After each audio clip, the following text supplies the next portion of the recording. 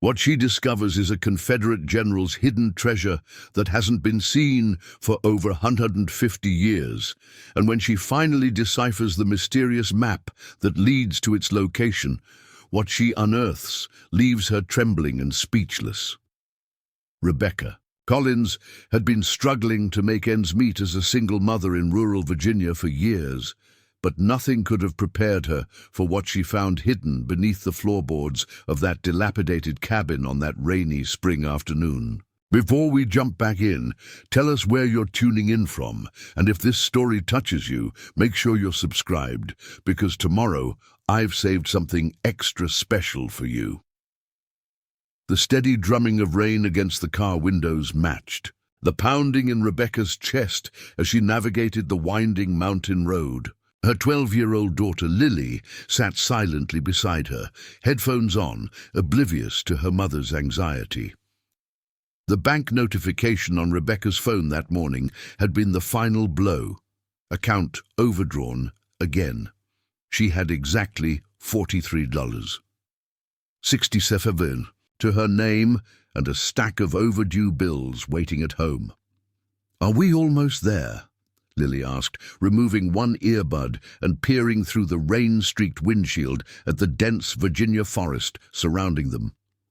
"Almost," Rebecca replied, forcing a smile. "Just a few more miles, according to the GPS." What Rebecca didn't say was that this dilapidated cabin they were heading to, her late Uncle Edward's final bizarre gift to her, represented their last hope.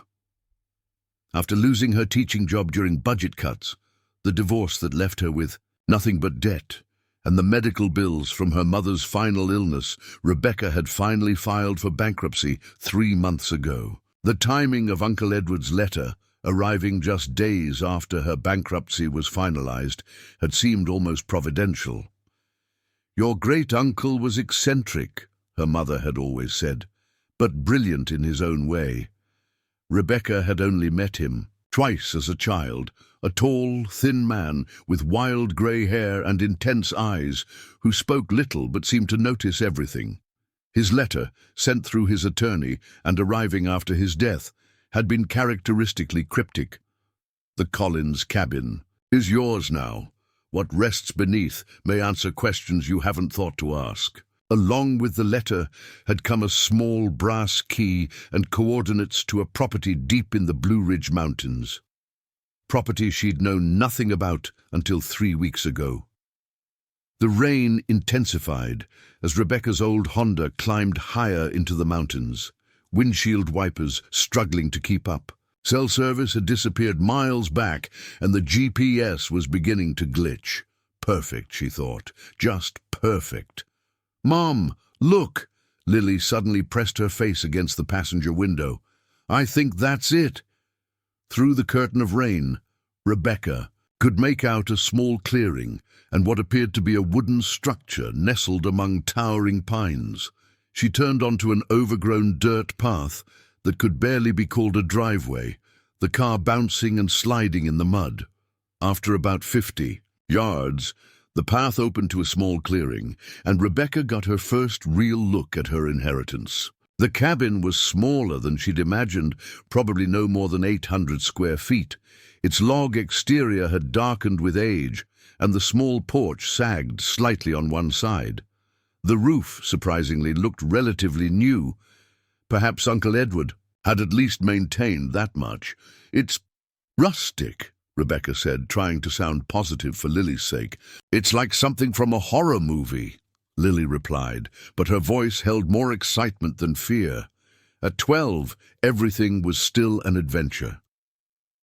They sat in the car for a moment, listening to the rain drumming on the roof, gathering courage. Rebecca glanced at the manila envelope on the dashboard, containing all the legal documents transferring ownership to her, along with the property survey and the strange, hand-drawn map Uncle Edward had included.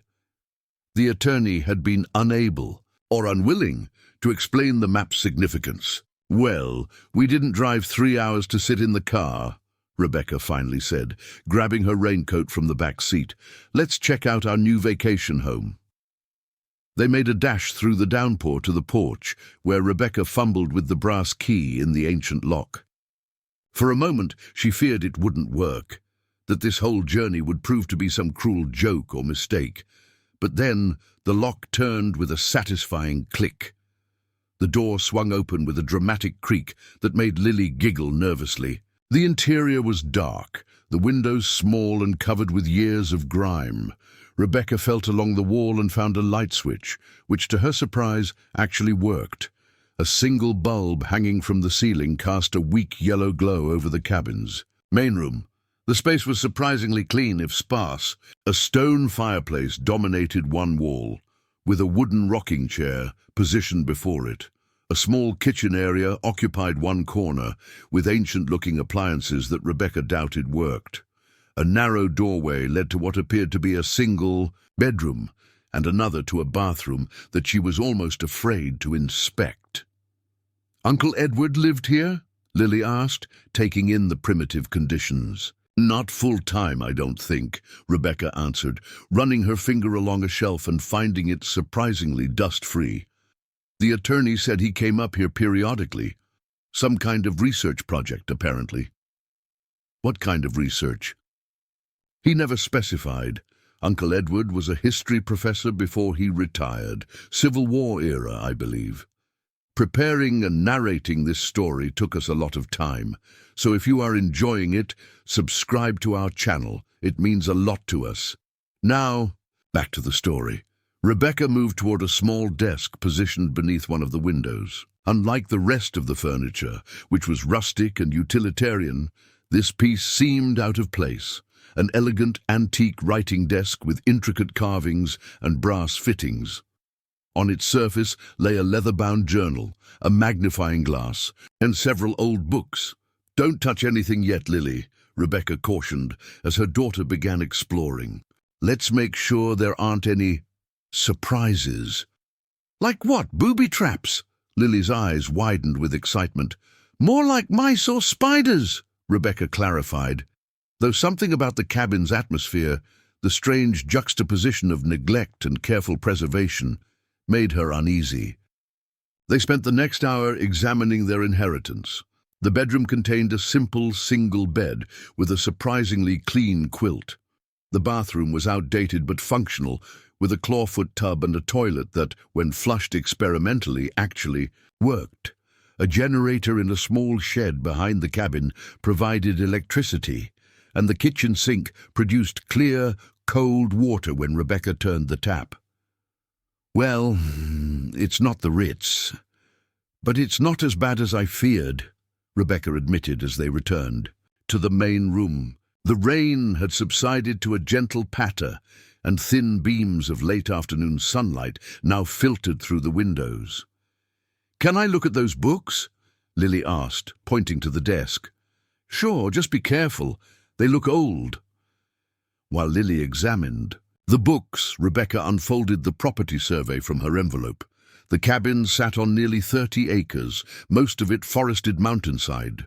According to the document, the property had been in the Collins family since 1866, when it was acquired by her great-great-great-grandfather, Jeremiah Collins, a Union Army captain who had settled in Virginia after the Civil War. "Mom, look at this," Lily called, carefully turning the pages of the leather journal. "It's like a diary or something." Rebecca joined her daughter at the desk. The journal was filled with neat, precise handwriting that she recognized as Uncle Edward's from the few birthday cards he'd sent over the years. The entries were dated, the most recent from just 3 months before his death. April 3rd, 2023. Rebecca read aloud. "The final piece has fallen into place. After all these years, I've confirmed the location. Jeremiah's legacy is intact, and the truth of what happened at Miller's Creek will soon be revealed. The Collins name will be vindicated, and Rebecca will have what she needs." Rebecca felt a chill that had nothing to do with the cabin's temperature. "He mentioned me specifically." "What's Miller's Creek?" Lily asked. "And what did he mean? About a legacy?" I have no idea, Rebecca admitted, flipping back through earlier entries. Most were cryptic notes about historical documents, references to letters and journals from the 1860s, and mentions of someone named General Harrison. Maybe it's about this, Lily said, holding up one of the books. It was titled The Forgotten Campaigns, Lesser-Known Confederate Operations in Western Virginia. Uncle Edward was obsessed with Civil War history, Rebecca murmured, taking the book. My mother said he spent his retirement chasing down obscure historical details no one else cared about. As she leafed through the book, a folded paper fell from between its pages. Rebecca picked it up and carefully unfolded it to reveal a yellowed letter written in faded ink. The handwriting was different from Uncle Edward's, older, more formal. April 15th, 1865, she read. My dearest Elizabeth, in the wake of our nation's tragedy, I must act quickly. The General's trust was not misplaced. The cash has been secured at the location we discussed. Tell no one. When peace truly returns, we shall use it as intended. Until then, it must remain our secret. With deepest affection, Jeremiah. The General's trust, Lily echoed. What cash? This is getting interesting, Mom. Rebecca set down the letter, her mind racing. Uncle Edward's cryptic inheritance, the journal entries about Miller's Creek, and now this letter from her ancestor, written just days after the Civil War ended. It all seemed connected to something significant. The hand-drawn map from Uncle Edward's attorney now took on new significance. Rebecca retrieved it from the envelope and spread it on the desk. It showed the cabin and surrounding terrain in meticulous detail, with various markings and symbols. That made little sense. It's a treasure map, Lily whispered, her eyes wide with excitement, like an actual treasure map. Don't be silly, Rebecca said automatically, though she couldn't deny the thought had crossed her mind. It's probably just showing property boundaries or water sources. But even as she said it, Rebecca noticed something strange about the map. Certain landmarks were marked with tiny symbols that corresponded to margin notes written in what looked like code or cipher. Uncle Edward loved puzzles and codes, she murmured, remembering her mother's stories. He used to create elaborate scavenger hunts for neighborhood children. The light was fading fast now, and the cabin had grown dim. Rebecca checked her watch. Nearly 6 p.m. They hadn't planned to stay overnight, having booked a motel in the nearest town, but the mysteries unfolding before them made her reluctant to leave. Can we stay here tonight, Mom? Lily asked, as if reading her thoughts. Please, it's like we're in a mystery novel. Rebecca hesitated. They had sleeping bags. In the car, she'd packed emergency supplies just in case, and the cabin, while rustic, seemed secure and weather-tight. The prospect of driving back down the mountain in the dark on unfamiliar roads wasn't appealing. All right, she conceded, but we're leaving first thing in the morning. I have a job interview on Monday, remember? The job interview was for a position at a convenience store. A far cry from her former career as a high school English teacher, but beggars couldn't be choosers. The bankruptcy had left her with almost nothing, and even this minimum wage position had attracted dozens of applicants in their economically depressed region. After retrieving their sleeping bags and a cooler with sandwiches from the car, Rebecca set about making the cabin habitable for the night. She found dry firewood stacked neatly in a box beside the fireplace, and soon had a small fire going, casting a warm glow throughout the main room. While they ate their simple dinner, Rebecca continued examining Uncle Edward's journal, hoping for clearer explanations. Many entries referenced historical documents he'd tracked down, letters, military reports, and personal journals from Civil War soldiers. January 12, 2023, one entry read. Confirmed Harrison's regiment was indeed at Miller's Creek in March 1865. The skirmish reported officially never happened. The gold was already gone by then, moved by Jeremiah. The official record was altered to protect everyone involved. The question remains, where did Jeremiah hide it? And why didn't he or his descendants ever reclaim it? Gold? Rebecca whispered, the sandwich halfway to her mouth. Is he talking about actual gold? Told you it was treasure, Lily said through a mouthful of peanut butter and jelly. Rebecca's mind was spinning. Could there actually be some truth to this? Confederate gold was the stuff of legends and History Channel documentaries. But Uncle Edward had been a respected historian before his retirement, not some conspiracy theorist. After dinner, they spread their sleeping bags before the fireplace. The rain had returned, pattering gently on the roof. Despite the primitive conditions, there was something cozy about the cabin, something that felt oddly like coming home. "Mom," Lily said sleepily as the fire burned low. "Do you think there's really treasure somewhere around here?" "I don't know, sweetheart," Rebecca answered honestly. "But even if there isn't, this cabin itself is a gift. We could fix it up, maybe use it for weekend getaways." Or sell it, she thought, but didn't say. The property might fetch enough to clear her remaining debts and perhaps provide a small cushion while she rebuilt their lives. "I think Uncle Edward wanted us to find something," Lily murmured, her eyes drifting closed. "Otherwise, why leave all these clues?" "Indeed, why?" Rebecca wondered as she listened to her daughter's breathing grow deep and regular.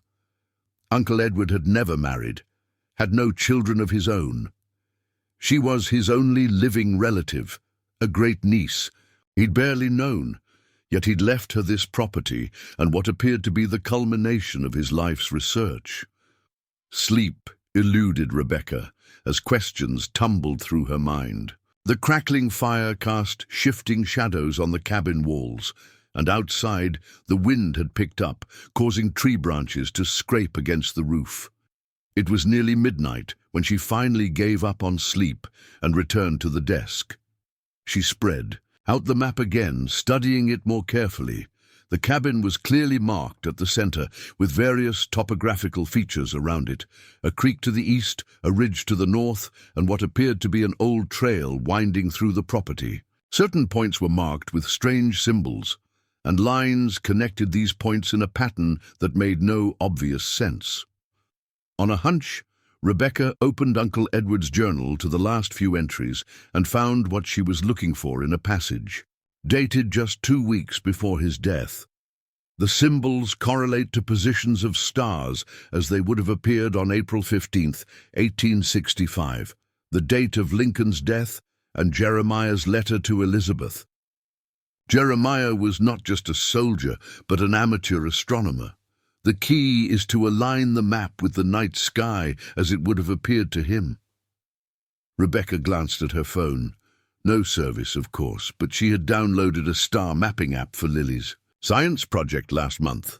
If she set the date to April 15th, 1865, the app took a moment to calculate, then displayed the night sky as it would have appeared in Virginia on that historic date. Rebecca gasped softly. The configuration of major stars matched the pattern of symbols on Uncle Edward's map, almost. Perfectly.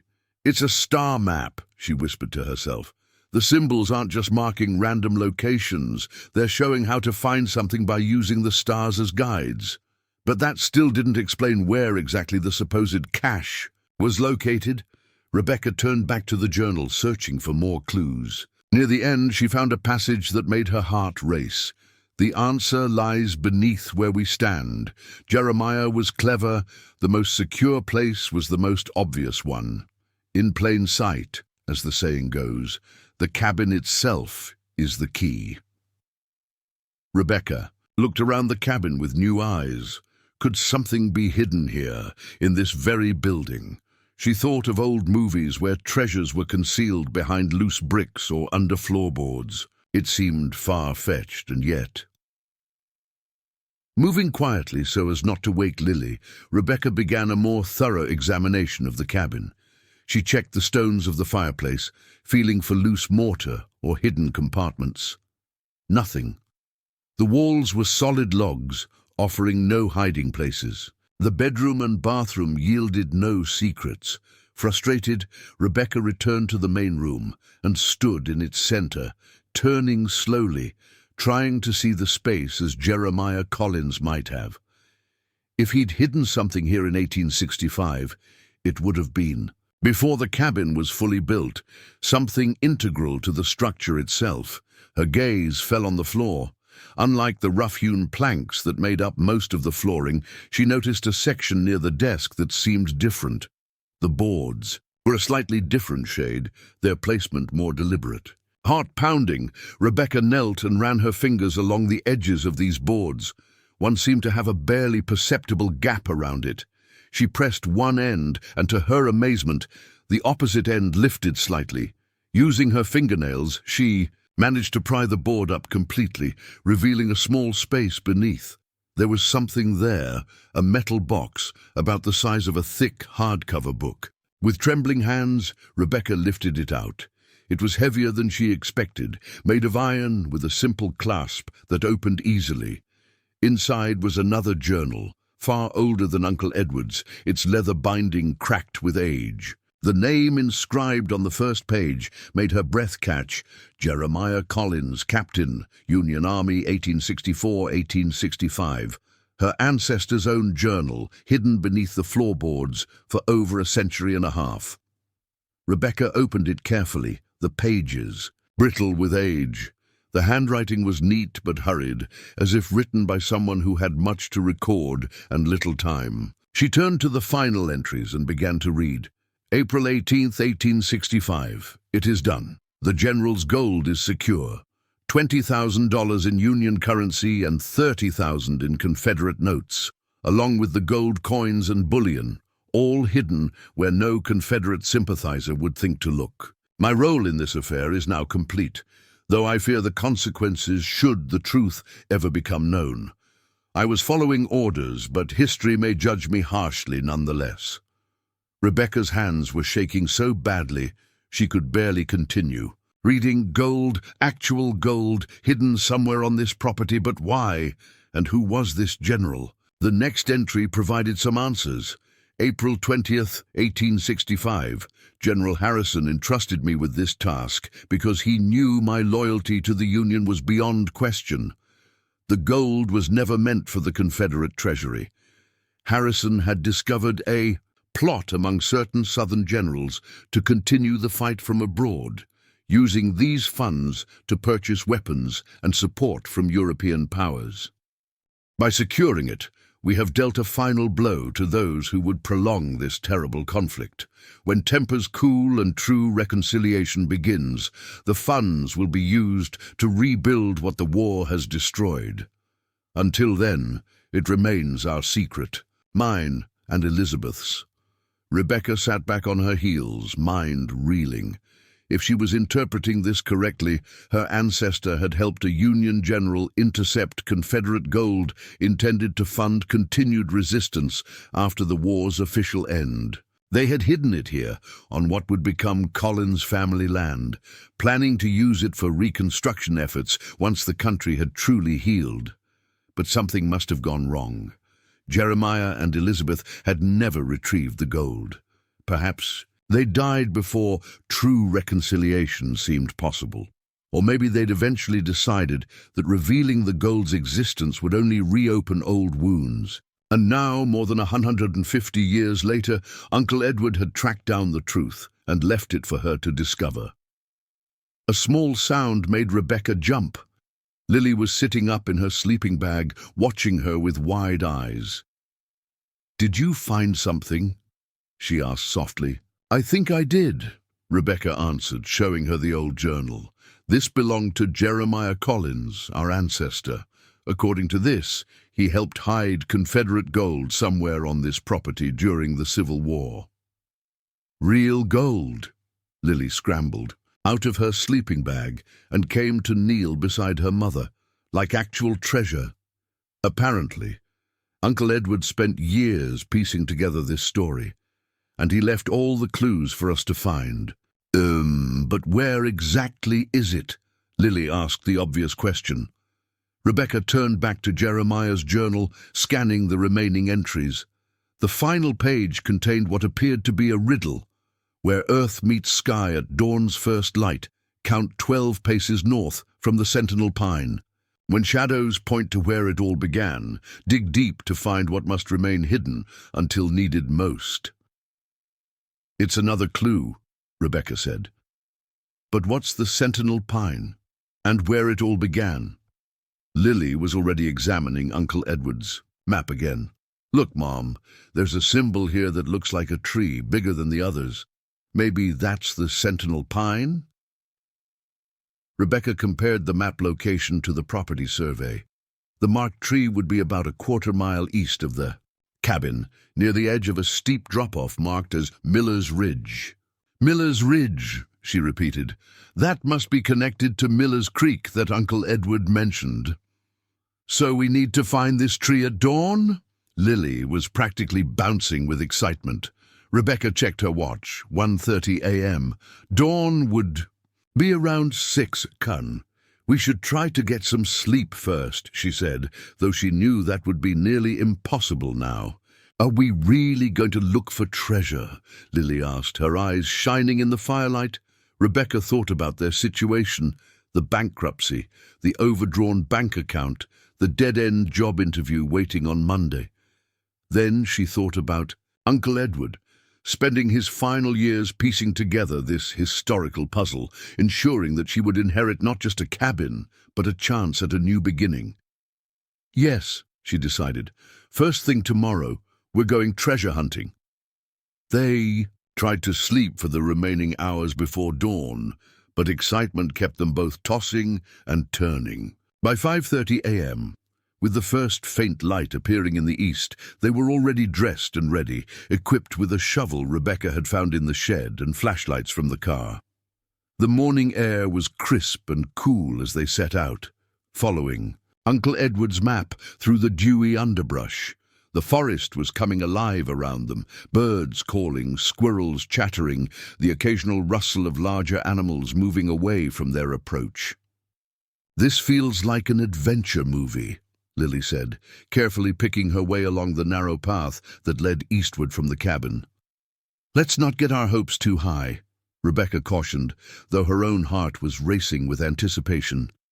Even if Jeremiah's account is accurate, the gold could have been moved at some point in the last century and a half. Uncle Edward didn't think so, Lily pointed out. Otherwise, why leave us all these clues? They walked for about 20 minutes before the trees began to thin, and Rebecca could see the edge of what must be Miller's Ridge ahead. According to the map, they were getting close to the marked location. There! Lily pointed to a massive pine tree standing alone near the ridge edge. It was clearly older and larger than the surrounding trees, its trunk at least 4 feet in diameter. That has to be the sentinel pine. As they approached the ancient tree, the first true rays of dawn broke over the eastern horizon, casting long shadows across the forest floor. Rebecca felt a shiver that had nothing to do with the morning chill. They were literally walking in their ancestors' footsteps, following clues he had left over 150 years ago. Where earth meets sky at dawn's first light, Rebecca recited from memory. This has to be the place. The ridge overlooks the valley, so earth meets sky, and we're here at dawn. Count 12 paces north from the sentinel pine, Lily continued, already taking exaggerated steps away from the tree in what she hoped was a northerly direction. Rebecca consulted her phone's compass app. That way, she corrected gently, pointing slightly to Lily's left. Together, they counted out 12 paces from the tree trunk. They ended up in a small clearing where younger pines formed something of a natural circle. When shadows point to where it all began, Rebecca murmured, looking around. What does that mean? They watched as the sun rose higher, the shadows of the trees gradually shifting across the forest floor. The sentinel pine cast the longest, shadow stretching out before them like a giant finger. "Mom, look!" Lily pointed at the pine's shadow. "It's pointing at that rock formation." And about 30 feet away, partially hidden by underbrush, was a jumble of large rocks that appeared to form a small, natural cairn. As the sun rose higher, the shadow of the sentinel pine moved precisely to touch the base of these rocks. "Where it all began," Rebecca whispered. "Jeremiah Collins settled this land in 1866, just after the war. Maybe this spot had some significance to him?" They made their way to the rock formation. Up close, Rebecca could see that while it appeared natural, the rocks had been deliberately arranged. The largest stone had something carved into its surface, faint but still visible. J.C. 1865. "Jeremiah Collins," Lily breathed. "He marked this spot. Dig deep to find what must remain hidden until needed most." Rebecca completed the riddle. Her hands trembling slightly, she positioned the shovel at the base of the marked rock and began to dig. The soil was surprisingly soft, as if it had been disturbed more recently than 1865. Rebecca dug carefully, not wanting to damage anything that might be buried. After about 2 feet, the shovel struck something with a dull clang. "You hit something!" Lily exclaimed, dropping to her knees beside the hole. Together, they cleared away more soil, revealing what appeared to be a metal lid. It took both of them to lift it, exposing a deep pit lined with stones. And there, at the bottom, was a kiad, large wooden chest bound with iron. "I can't believe it," Rebecca whispered. "It's actually here." The chest was heavy, requiring all their strength to lift out of the pit. The wood had been treated with some kind of resin or oil that had preserved it remarkably well. A rusted padlock secured the lid, but it broke easily when Rebecca pried at it with the shovel. They looked at each other, hearts pounding, then Rebecca slowly lifted the lid. What lay inside left them both trembling and speechless. The chest was filled with canvas bags, each stamped with either CSA Treasury or USA Treasury. Rebecca carefully opened one marked with the Confederate stamp and gasped. Gold coins gleamed in the morning light, along with bundles of Confederate currency. "Is that real gold?" Lily asked in a hushed voice. Rebecca lifted one of the coins, feeling its substantial weight. "I think it is," she said, her voice barely above a whisper. "This is actual Confederate gold, hidden here since 1865. As the realization of what they'd found began to sink in, Rebecca felt a strange mix of emotions: elation at their discovery, confusion about what to do next, and an overwhelming sense that Uncle Edward had orchestrated all of this from beyond the grave, guiding them to exactly what they needed when they needed it most. "What happens now, Mom?" Lily asked, breaking the stunned silence. Rebecca stared at the contents of the chest, her mind racing with possibilities. This was history, valuable both monetarily and historically. It could change everything for them, but it also carried the weight of a 150-year-old secret that had been entrusted to her family. "First," she said slowly, "we need to understand exactly what we've found and what it means. Then we need to decide what Jeremiah and Uncle Edward would want us to do with it." The morning sun now illuminated the clearing fully, the shadows having retreated as day took hold. But Rebecca felt as though she was still standing in the shadow of history, with the weight of generations of her family watching to see what she would do with their carefully preserved secret. By mid-morning, Rebecca and Lily had carefully reburied the chest where they had found it, marking the location with a small cairn of stones that wouldn't attract attention. The discovery felt too momentous, too overwhelming to fully process in the moment. They needed time to think, to research, to understand the implications of what they'd found.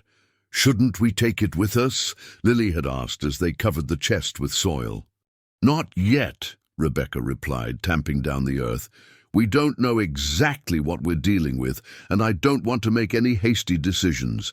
This has been hidden safely for over 150 years. It can stay hidden a little longer while we figure things out." As they walked back to the cabin, Rebecca's mind raced with questions. The historical significance alone was staggering. Confederate gold that had been diverted from its intended purpose of funding continued resistance after the war. But there were practical considerations too.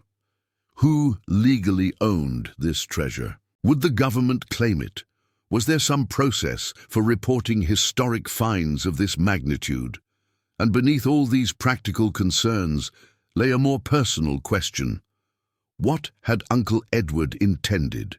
He'd clearly spent years tracking down this secret, piecing together historical documents and family lore. He could have dug up the gold himself, but had chosen instead to leave the discovery for her. Why? Back at the cabin, Rebecca spread out Uncle Edward's journal on the desk, searching for answers. The final entries revealed a man who had become increasingly preoccupied with legacy and purpose as he neared the end of his life. March 28, 2023, one of the last entries read, "Everything comes full circle. Jeremiah hid the gold to prevent further bloodshed, to keep resources from those who would prolong division and suffering. He intended it to be used for healing when the time was right. That time may finally have come, but not in the way he imagined." Rebecca's situation, the injustice of her circumstances despite her hard work and dedication, represents a different kind of division in our society. Perhaps Jeremiah's legacy can help heal that too. Rebecca felt tears spring to her eyes. Uncle Edward, a man she'd barely known, had been thinking of her struggles, seeing in them some echo of the broader injustices he'd studied throughout his career as a historian. "Mom?" Lily's voice broke her reverie. "I found something else." Lily held up a thick manila envelope she'd discovered tucked inside one of the books on the desk. Inside was a stack of newspaper clippings, printouts of academic articles, and handwritten notes, all Uncle Edward's research on Confederate gold and the legal precedents surrounding historic treasure finds. One printout in particular caught Rebecca's attention, a law review article about the legal status of Civil War artifacts. According to the article, gold or currency that had been officially part of the Confederate treasury technically belonged to the U.S. government, which had claimed all Confederate assets after the war. However, there were exceptions for items that could be proven to have been diverted from official channels before the Confederacy's collapse. Essentially, items that had been privatized before the surrender. "Look at this," Rebecca said, showing Lily a highlighted passage. Uncle Edward was researching the legal ownership question. His notes in the margin were revealing. Jeremiah's journal proves the gold was already diverted by General Harrison before the official surrender. Harrison's actions, while technically a military operation, were never officially sanctioned. This places the gold in a legal grey area, neither officially Confederate nor Union property. Another article discussed the Archaeological Resources Protection Act and how it applied to private land. Uncle Edward had circled a key passage.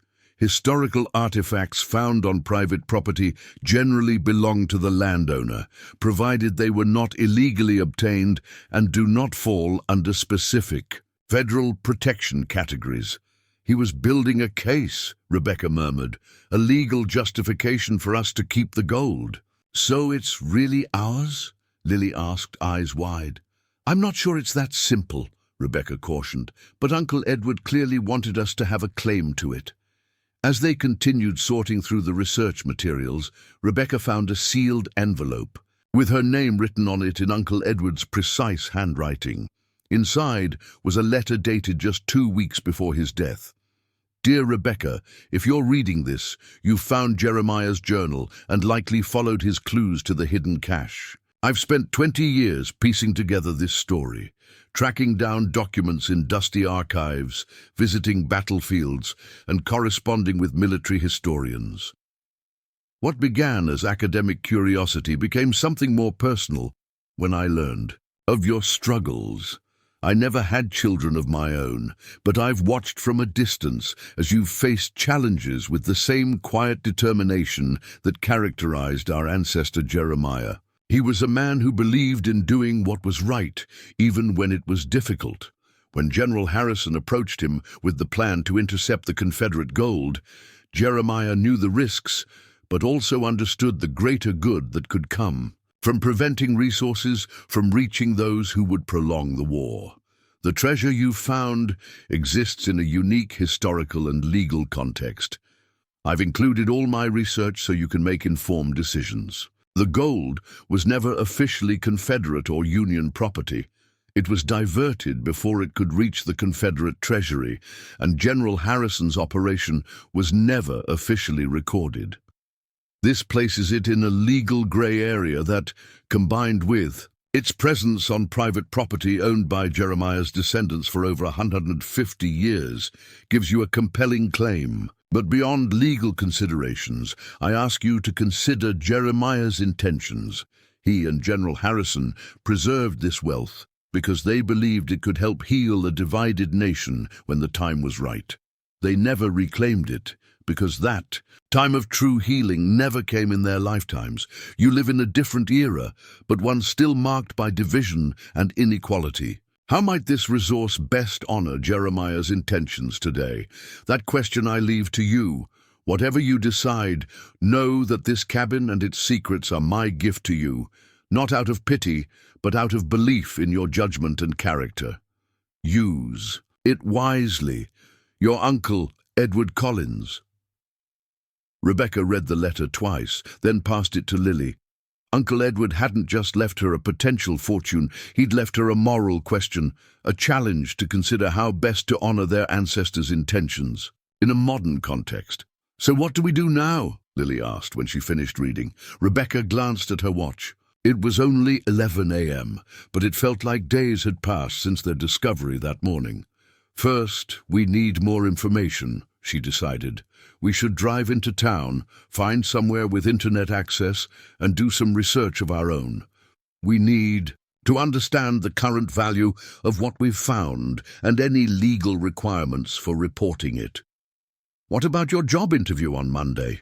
Lily reminded her. Rebecca hesitated. The convenience store position had seemed desperately important yesterday. A lifeline, however meager. Now it felt insignificant compared to the decisions they faced. "One thing at a time," she said. "Let's focus on understanding what we've found." They locked up the cabin and drove down the mountain to the small town of Millerville, about 20 miles away. The rain had cleared, leaving behind a crisp, sunny spring day that made the Appalachian landscape look like something from a postcard. Rolling. Green hills, flowering dogwoods, and the Blue Ridge Mountains rising majestically in the background. The town's public library offered free Wi-Fi and computer access. While Lily explored the young adult section, Rebecca settled at a computer and began researching. The value of Civil War-era gold coins depended on their type and condition, but even at base gold prices, the amount they'd found would be worth hundreds of thousands of dollars. The Confederate currency had collector's value as well. Next, she researched the legal requirements for reporting historic finds. The laws were complex and varied by state, but in Virginia, there was no clear requirement to report historic artifacts found on private property unless they were Native American, in origin, or discovered during commercial construction. As she continued reading, Rebecca found herself drawn to articles about other historic treasure discoveries and how they'd been handled. Some finders had donated their finds to museums, others had sold to private collectors. Some had faced years of legal battles with government agencies or descendant communities claiming ownership. One case particularly caught her attention, a family in South Carolina who had discovered Civil War-era gold coins on their property in 2018. Rather than selling the coins or fighting legal battles over ownership, they had established a foundation that used the proceeds to fund historical preservation projects and educational scholarships for disadvantaged students. The foundation had preserved the family's control over the treasure while using it for public benefit, a compromise that seemed to honor both personal interest and historical significance. "Find anything interesting?" The voice startled Rebecca. She looked up to see an elderly librarian standing beside her desk, a kind smile on her face. "Just researching some family history," Rebecca said quickly, minimizing the browser window. "My uncle left me a property up in the mountains, and I'm trying to learn more about its past." "Oh, whereabouts?" the librarian asked. "Near Miller's Ridge," Rebecca replied cautiously. The librarian's eyes lit up. "The old Collins place. You must be Edward's niece. I'm Margaret Wilson, Maggie. Your uncle and I were good friends. He spent countless hours in this very library, poring over our local history collection." Rebecca felt a mix of surprise and wariness. "You knew Uncle Edward well?" "As well as anyone did, I suppose," Maggie said with a sad smile. "He was a private man, but passionate about history, especially Civil War history and how it shaped this region." She lowered her voice. "He was particularly interested in what he called hidden histories, stories that never made it into official records." Something in the librarian's tone made Rebecca wonder if Maggie knew more than she was letting on. "Did he ever mention anything about General Harrison or Miller's Creek?" Maggie's eyes widened slightly. "He did, yes. In fact," she glanced around the library, then back at Rebecca. "I have something for you. Edward left it with me about a month before he passed. Said if anyone ever came asking those specific questions, I should give it to them. Follow me." Intrigued, Rebecca called Lily over, and they followed Maggie to a small office behind the circulation desk. From a locked drawer, the librarian removed a sealed envelope with R.C. written on it, Rebecca's initials. "He never told me what was in it," Maggie said, handing it to Rebecca. "Only that it was important and would only make sense to the right person at the right time. Edward always did have a flair for the dramatic." Rebecca thanked her and slipped the envelope into her purse, aware of Lily's excited eyes on her. They said goodbye to Maggie and left the library, walking to a small cafe across the street where they could examine the envelope privately. Once, settled with coffee for Rebecca and hot chocolate for Lily, Rebecca carefully opened the envelope. Inside was a single sheet of paper containing what appeared to be contact information. "Dr. James Harrison, Department of History, University of Virginia, great-great-grandson of General William Harrison. If necessary, he can verify the historical account and provide additional documentation regarding the operation. Trustworthy and discreet."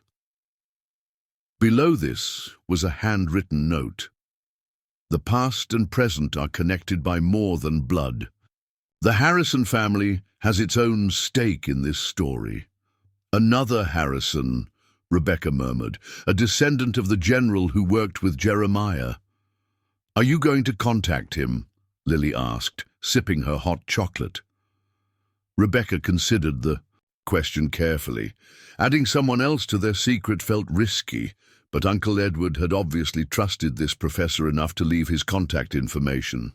And if he was indeed the general's descendant, he might have insights or information they lacked. "I think we should," she finally decided. "But first, let's go back to the cabin and review everything we have. I want to be fully prepared before reaching out to him." As they left the cafe, Rebecca noticed a black SUV parked across the street, its tinted windows revealing nothing about who might be inside. For some reason, it made her uneasy, though she couldn't say why. Small-town paranoia, she told herself, but still hurried Lily back to their car. The drive back to the cabin was quiet, both of them lost in thought about the morning's discoveries. As they rounded the final bend in the road, Rebecca slammed on the brakes. A truck was parked in front of the cabin, a newer model pickup with government plates. "Stay in the car," she instructed Lily, putting the Honda in reverse and backing up around the bend, out of sight from the cabin. "Who is that?" Lily whispered, though there was no way anyone could hear them. "I don't know," Rebecca said, heart racing. "But I'm going to find out. Wait here." Ignoring Lily's protests, Rebecca slipped out of the car and moved through the trees, approaching the cabin from the side rather than up the driveway. Staying hidden behind a large pine, she observed a man in what appeared to be a Forest Service uniform examining the cabin's exterior. He wasn't breaking in or acting suspiciously, just walking the perimeter, occasionally making notes on a clipboard. After a few minutes, the man returned to his truck, started the engine, and drove away. Rebecca waited until the sound of the truck faded completely before returning to Lily. "It looked like a Forest Service ranger," she reported, "probably just a routine check of properties in the area." But even as she said it, Rebecca felt uneasy. The timing seemed too coincidental. Had someone noticed their early morning expedition to the ridge? Or was Uncle Edward's research into the property's history drawing attention? Once sure the coast was clear, they drove up to the cabin and went inside. Nothing appeared disturbed, but Rebecca couldn't shake her feeling of disquiet. They decided to gather what they needed and return to town to find a motel for the night.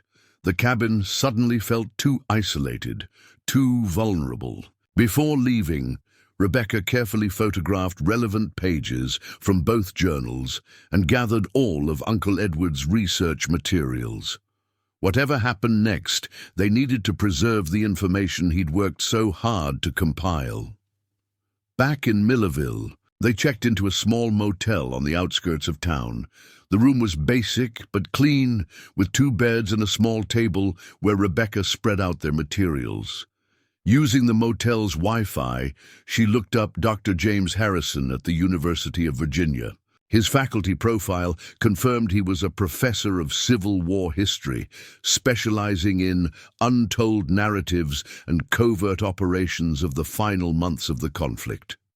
"That can't be a coincidence," Lily said, reading over her shoulder. Rebecca hesitated only briefly before composing an email. "Dr. Harrison, my name is Rebecca Collins. I recently inherited property from my great-uncle, Edward Collins, who suggested I contact you regarding some historical documents I've discovered relating to your ancestor, General William Harrison, and his interactions with my ancestor, Captain Jeremiah Collins, in April 1865. If you're willing to discuss this matter confidentially, please let me know when might be convenient. Regards, Rebecca Collins." She kept it deliberately vague, unwilling to mention the gold or the specific location in writing. If Dr. Harrison was indeed the person Uncle Edward had trusted, he would understand the significance of the names and dates. After sending the email, Rebecca turned her attention back to the journals and research materials. There was something she was missing, some connection she hadn't yet made. Uncle Edward's meticulous research seemed to be building toward a specific conclusion, but she couldn't quite grasp it. "Mom, look at this," Lily said, pointing to a passage in Jeremiah's journal they hadn't focused on before. It described the initial interception of the gold, March 30th, 1865. The operation proceeded as planned. Harrison's intelligence was accurate. The shipment was moving north through Miller's Creek under minimal guard, the Confederates believing Union forces to be occupied elsewhere. We took possession without bloodshed, the guards surrendering when faced with our superior numbers. Lieutenant Jenkins was wounded, but will recover. The accounting shows 20,000 in Union notes, 30,000 in Confederate currency, and gold bullion valued at approximately $100,000. Harrison has ordered complete silence on the operation. It never happened, and the gold never existed. Official reports will show a minor skirmish with no significant outcomes. The truth remains between those of us who were there and God. 100,000 in gold, Rebecca whispered, in 1865 dollars. Quickly, she searched online for inflation calculators. $100,000 in 1865 would be worth millions today, even before considering the additional value of historic gold coins and Confederate currency to collectors. "We're rich," Lily said simply, her young face serious despite the childish phrasing. "Maybe," Rebecca cautioned, "but wealth comes with responsibilities and complications." As if on cue, her phone chimed with an email notification. Dr. Harrison had responded already, his message brief but clear. "Ms. Collins, I've been expecting this contact for some time. Your uncle corresponded with me extensively over the past decade. I would very much like to meet with you as soon as possible. This is not a matter for email. Are you currently in Virginia? I can drive to meet you tomorrow if convenient. James Harrison." Rebecca stared at the screen. The professor's quick response and apparent familiarity with Uncle Edward's research suggested he knew exactly what she had discovered. She replied, giving him the name of their motel in Millerville and suggesting they meet the following afternoon. That night, Rebecca slept fitfully, her dreams filled with Civil War soldiers and buried treasure. She kept waking to check that Jeremiah's journal was still safely tucked under her pillow, half convinced someone would try to steal it in the night. Morning brought no clarity, just a growing sense that they were standing at a crossroads. The gold represented a way out of their financial troubles, a chance to rebuild their lives without the constant struggle that had defined recent years. But it also represented something larger, a historical legacy, a responsibility to honor. Jeremiah's intentions and Uncle Edward's trust. To distract themselves while waiting for Dr. Harrison, they decided to explore Millerville. The small town had a charming main street with shops and cafes catering to the tourists who came for hiking and scenery. In the local history museum, they found a small exhibit about the Civil War in the region, including a mention of a disputed skirmish at Miller's Creek in late March 1865. The very event Jeremiah's journal described as a cover for the gold interception. "They still don't know the truth," Lily whispered, staring at the exhibit. "All these years later, some truths stay hidden by design," Rebecca replied. "The question is whether they should stay that way." As they left the museum, Rebecca noticed the same black SUV she'd seen the previous day, parked half a block away. This time, she was certain it wasn't coincidence. Someone was watching them. "Let's go back to the motel," she said quietly to Lily. "Stay close to me." They walked quickly, taking an indirect route and ducking into shops occasionally to see if they were being followed. Rebecca couldn't spot anyone obvious, but the feeling of being watched persisted. Back at the motel, she double-checked that all their materials were safely hidden, then positioned herself by the window where she could watch the parking lot. Dr. Harrison wasn't due for several hours, but she was beginning to wonder if waiting was a mistake. Maybe they should pack up and leave, head somewhere anonymous to figure things out. "Mom, what's wrong?" Lily asked, sensing her mother's anxiety. Rebecca hesitated, not wanting to frighten her daughter unnecessarily. But Lily deserved the truth. She was part of this discovery, too. "I think someone might be interested in what we found," she admitted. "I've seen the same vehicle twice now, and that Forest Service visit seemed too coincidental. Like bad guys in a movie?" Lily's eyes widened. "Are they after the gold?" "I don't know," Rebecca said honestly, "but I think we need to be careful. Uncle Edward went to great lengths to keep this secret, and there must have been a reason." As the afternoon wore on, Rebecca's anxiety increased. She found herself checking and rechecking the window, jumping at every sound in the hallway. When her phone rang at 2:30 p.m., she nearly dropped it in surprise. "Miss Collins, this is James Harrison," I'm about 30 minutes from Millerville." His voice was deeper than she'd expected, with the measured cadence of someone accustomed to lecturing. Rebecca quickly explained their motel location and room number. "I should warn you," she added, keeping her voice low, "I think we might be under observation. There's a black SUV that's appeared twice now in locations where we've been." There was a pause on the line. "That's concerning but not surprising," Harrison finally said. "Your uncle mentioned similar experiences in his final months. I'll take precautions. In the meantime, stay in your room and don't discuss anything sensitive over the phone or in public." The call ended, leaving Rebecca with more questions than answers. Uncle Edward had been watched too. What had he gotten himself, and now them, involved in? Precisely 30 minutes later, a knock came at their door.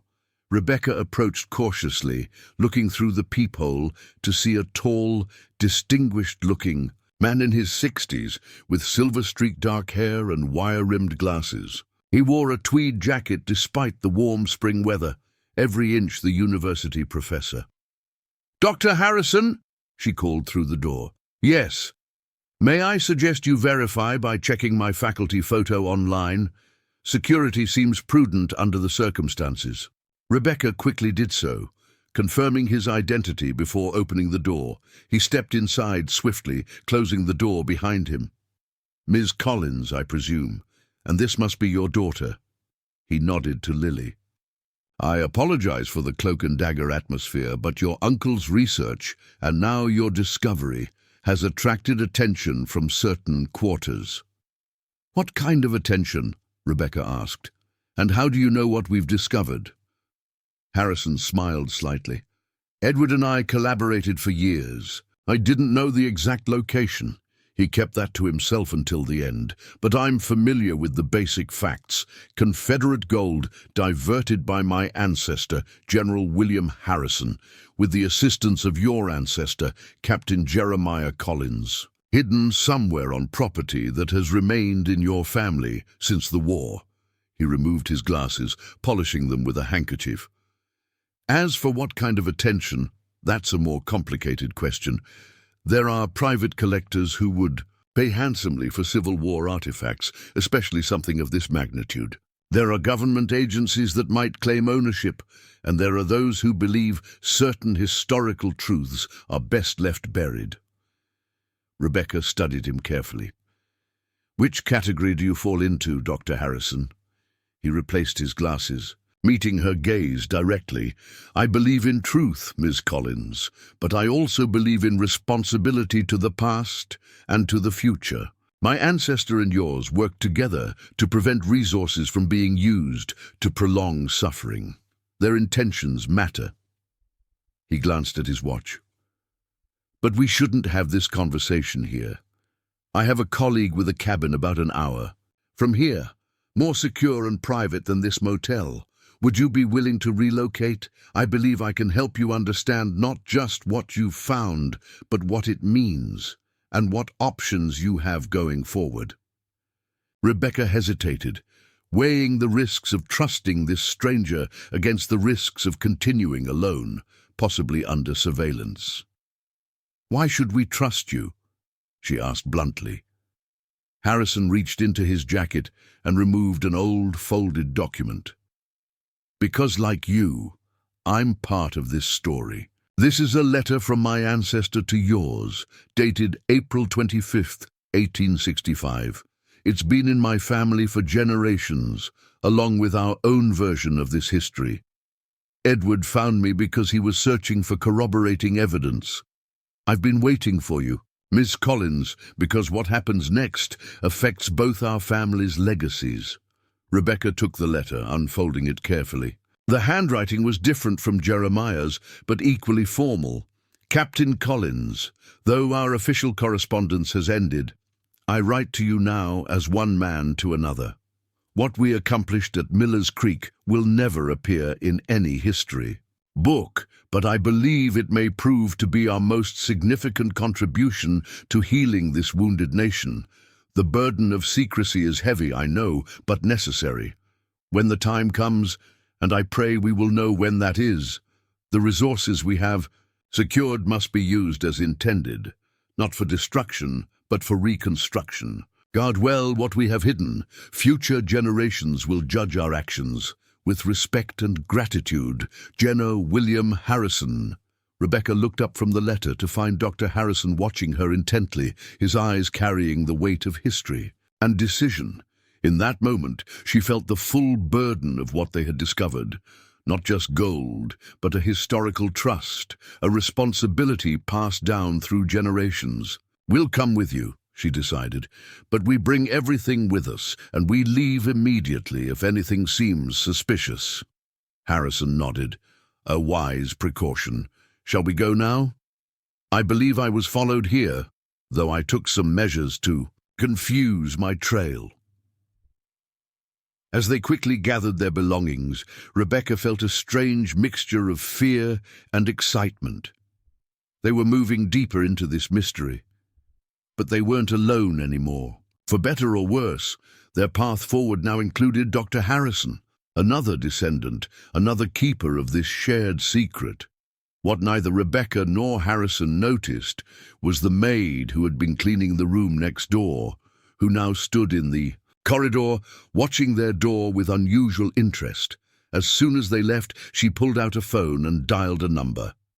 "They're on the move," she said quietly. "And they're not alone anymore. Harrison's with them." The voice that responded was clipped and businesslike. "Stay with them. We need to know where they're going. The recovery team is standing by." The hunt for Jeremiah's legacy was intensifying, and Rebecca had no idea how many players were involved in this game of historical secrets, or how high the stakes truly were. The drive to Dr. Harrison's colleague's cabin took them deeper into the Blue Ridge Mountains, along winding roads that seemed to disappear into the wilderness. Rebecca followed Harrison's silver Volvo carefully, frequently checking her rearview mirror for signs they were being followed. Lily sat quietly beside her, clutching her backpack that contained Jeremiah's journal, neither of them willing to let it out of their possession. "Do you think we can trust him?" Lily asked, breaking the silence. Rebecca considered the question carefully. Uncle Edward trusted him enough to mention him in his notes. And that letter from General Harrison seemed authentic, but we need to stay alert and make our own decisions. The road narrowed as they climbed higher, eventually turning to gravel. After nearly an hour, Harrison's car slowed and turned onto an almost invisible path between towering pines. Rebecca followed, the Honda's suspension protesting against the rough terrain. The cabin that eventually came into view was larger and more modern than Uncle Edward's, a substantial two-story structure with wide windows and a wraparound porch. A man stood waiting on the steps, tall and lean, with a salt and pepper beard and the weathered look of someone who spent considerable time outdoors. "Ms. Collins, Lily, this is Professor Daniel Woodson," Harrison introduced as they exited their vehicles. "Dan specializes in military history and has been my research partner for nearly a decade. He's also the only other person besides Edward who knew the full extent of our investigation." "Welcome to my hideaway," Woodson said, his handshake firm and direct. "Let's get inside. These mountains have ears sometimes." The interior of the cabin was a striking contrast to its rustic exterior, modern, open, and equipped with state-of-the-art technology. One entire wall was covered with bookshelves, while another displayed maps and historical photographs. A large table in the center of the main room was equipped with a computer setup that looked more appropriate for a university research lab than a mountain retreat. "Dan prefers to work away from distractions," Harrison explained, noticing Rebecca's surprise, "and from potential surveillance. Academic research can be competitive, especially when it involves potentially significant historical revisions." "Or buried gold," Woodson added bluntly, closing and locking the door behind them. "James told me you've actually found it. After all these years of theoretical research, that's remarkable." Rebecca set her bag on the table cautiously. Before we go any further, I need to understand exactly what's happening. Who's following us? Why does this discovery seem to be causing so much interest? Harrison and Woodson exchanged glances, and Harrison gestured for them all to sit at the large table. What you've discovered isn't just valuable monetarily, Harrison began. It represents a historical narrative that contradicts the official record of the Civil War's end. The story of Union officers diverting Confederate assets before the official surrender challenges both legal ownership claims and historical narratives that powerful institutions have maintained for generations. There are several groups who would have intense interest in what you found, Woodson continued. The federal government, for one, specifically the Treasury Department, which would likely claim ownership of any Confederate assets. Various historical societies and museums, private collectors who specialize in Civil War artifacts, and then there are those with more ideological interests. What do you mean? Rebecca asked. There are organizations dedicated to preserving certain narratives about the Confederacy, Harrison explained delicately. The idea that Union officers secretly diverted Confederate resources challenges stories they've promoted for generations. Stories about honor, about resources that supposedly went missing, about who truly controlled the South's destiny in those final days. Neo-Confederates, Woodson said more bluntly, modern-day sympathizers who'd view the gold as both financially and symbolically valuable. They've been watching Edward's research for years, though he was careful about how much he revealed publicly. Rebecca felt a chill. And you think these people are the ones following us? It's possible, Harrison acknowledged, but more likely it's representatives of more official institutions. The Treasury Department maintains a division that tracks down missing government assets, no matter how old. And there are private recovery specialists who work on commission for museums or collectors. This is insane, Rebecca said, running a hand through her hair. We're talking about something that happened over 150 years ago. History doesn't stay buried, Ms. Collins, Woodson said, especially when it's wrapped in gold. Harrison opened his briefcase and removed a folder. Edward and I compiled this dossier over the years. Legal precedents, historical documentation, everything you'd need to establish a claim to what you've found. I brought it in case it might help you understand your options. Rebecca accepted the folder, leafing through pages of legal analyses, historical documentation, and correspondence between Uncle Edward and various experts. The depth of research was staggering. Uncle Edward had clearly been working on this project for decades, not just years. Why did Uncle Edward involve you in the first place? She asked Harrison. The professor removed his glasses. I published a paper in 2005 questioning certain aspects of my ancestors' military record, specifically discrepancies in reports from March and April 1865. Edward reached out because he had family documents that aligned with my suspicions. We realized our ancestors had worked together on an operation that was deliberately kept out of official records. We became collaborators, he continued. Edward had Jeremiah's first-hand account. I had family letters and some of General Harrison's personal papers. Together, we could reconstruct what actually happened. And what did happen exactly? Lily asked, speaking up for the first time since they'd arrived. Harrison smiled at her directness. An excellent question. The short version is that my ancestor, General William Harrison, discovered that a significant cache of Confederate gold was being moved north through Virginia in late March 1865. The official purpose was to fund the Confederate government's potential relocation if Richmond fell, but Harrison uncovered evidence that certain Confederate officers planned to divert these resources to continue fighting from abroad if Lee surrendered. Harrison wasn't acting under official orders, Woodson added. He assembled a trusted team, including your ancestor, and intercepted the gold. The operation was kept off official records to prevent both northern opportunists and southern diehards from trying to claim the resources. The intention, Harrison continued, was to preserve these assets until the country had truly healed from the war, then use them for reconstruction efforts that would benefit both North and South. But events moved quickly after that. Lincoln was assassinated, Reconstruction became increasingly politicized, and the gold remained hidden. Rebecca considered this information, comparing it to what she'd read in Jeremiah's journal. The accounts aligned, but hearing it laid out so clinically made the moral complexity even clearer. This wasn't simply buried treasure, it was a historical trust with complicated ethical implications. "So what are my options?" she asked finally.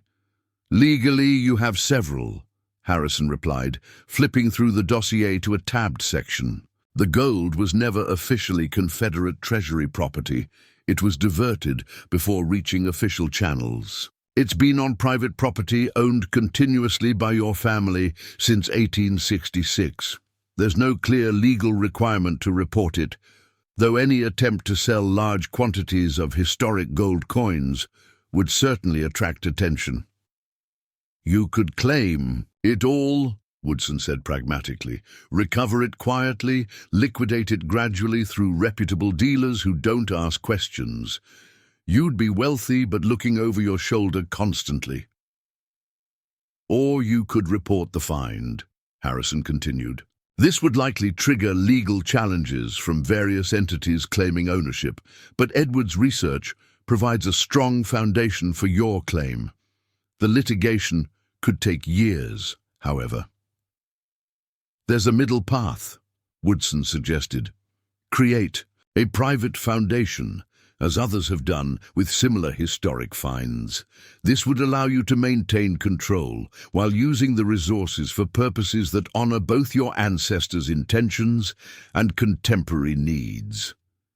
Rebecca looked at Lily, who was following the conversation with intense focus despite her young age. The decisions they made would affect her future as much as Rebecca's own. "What would you do?" she asked Harrison directly. The professor looked thoughtful. "My ancestor and yours worked together to prevent these resources from being used to prolong division and suffering. They intended the gold to eventually help heal the nation's wounds. I would honor that intention, though what healing means in today's context might differ from what they envisioned in 1865. A sudden sharp beeping interrupted their conversation. Woodson moved quickly to a security panel near the door, his expression darkening as he checked a monitor. "We have visitors," he said grimly. "2 vehicles coming up the access road." Harrison was immediately on his feet. "Government plates?" "No plates visible at all," Woodson replied. "Black SUV and a dark sedan." Rebecca felt her heart rate spike. "Like the one I saw in town." "Grab only what's essential," Woodson instructed, moving to a cabinet and removing what appeared to be a small handgun. Seeing Rebecca's alarmed expression, he added, "Licensed and legal. I don't intend to use it, but these mountains are remote for a reason." "Is there another way out?" Rebecca asked, gathering Jeremiah's journal and the research materials. "Service road behind the property," Harrison replied, already collecting his own documents. "It connects to a forest access trail about half a mile east." Woodson pressed a button that dimmed the cabin's lights. "Take my Jeep," he said, tossing keys to Harrison. "It's parked in the shed out back. I'll stall them." "Dan," Harrison began, "I'm just a reclusive professor who values his privacy." Woodson cut him off. "They have nothing on me. Go, now." Harrison nodded grimly and led Rebecca and Lily through a back door and down a wooden staircase that descended from the porch into dense forest. The shed he'd mentioned was more of a small barn, partially hidden by trees. Inside was a rugged Jeep Wrangler with mud-splattered sides and oversized tires. "Get in," Harrison instructed. "Stay low until we're clear of the property." Rebecca, helped Lily into the back seat, then climbed into the passenger side, clutching their bags. Harrison started the engine just as they heard vehicles pulling up to the cabin. "Who are these people?" Rebecca whispered, as Harrison carefully navigated the Jeep down a barely visible track behind the shed. "I'm not certain," he replied, keeping the headlights off despite the gathering dusk. "But anyone tracking us this aggressively isn't likely to be concerned with legal niceties. The gold you found would be worth millions on the private market, more than enough to motivate certain types of recovery specialists." "Treasure hunters?" Lily asked from the back seat. "Of a sort," Harrison replied, "though they'd prefer recovery experts or historical asset specialists. They work for private clients, collectors, sometimes institutions that don't want their names associated with aggressive acquisition methods." The Jeep bounced violently as they navigated the rough service road. Through the trees, Rebecca could see the cabin's lights in the distance, still dimmed but visible in the growing darkness. There appeared to be movement around it. Flashlight, beams cutting through the gloom. "Will Professor Woodson be okay?" she asked. "Dan can take care of himself," Harrison assured her, though his tight grip on the steering wheel betrayed his concern. He's had run-ins with overzealous researchers before. As they reached a junction where the service road met a wider gravel path, Harrison finally switched on the headlights and accelerated. "We need to get back to your cabin," he said. "The gold is the primary objective. If they know you've found it but not where it's hidden, that's where they'll head next." "But we reburied it at the site," Rebecca protested. "It's not at the cabin." "They don't know that," Harrison pointed out, "and your great-uncle's research materials are still there, correct? Those could lead them to the location." Rebecca nodded, realizing he was right. Uncle Edward's maps and notes, while cryptic, contained enough information for someone determined to find the gold's location. "What about our things at the motel?" Lily asked. "Secondary concern right now," Harrison replied. "We'll circle back if possible, but securing the gold's location is the priority." They drove in tense silence for nearly 30 minutes, taking a circuitous route that Harrison seemed to know well. Occasionally, he checked the rearview mirror, but there were no signs of pursuit. "I don't think they followed us," he finally said. "They probably assumed we'd take the main road, not the back way." Rebecca's phone buzzed, the first signal it had received since they'd left town. It was a text from an unknown number. "Clear. And for now, watch your backs. D." "Woodson," Harrison said, looking relieved when she showed him the message. "Good. He's all right." "So what's our plan?" Rebecca asked. "We can't just keep running." Harrison slowed the Jeep as they approached. "A crossroads. We need to secure both the gold and the documentation. Once we have control of both, we can decide next steps from a position of strength rather than vulnerability." "And if these people find us again?" "Then we'll need leverage," Harrison said grimly. "Information they want, that we control." As they turned onto the road leading to Uncle Edward's cabin, Rebecca felt a growing sense of determination replacing her initial fear. This legacy, both the physical gold and the historical truth it represented, had been protected by her family. For generations, she wouldn't be the one to lose it.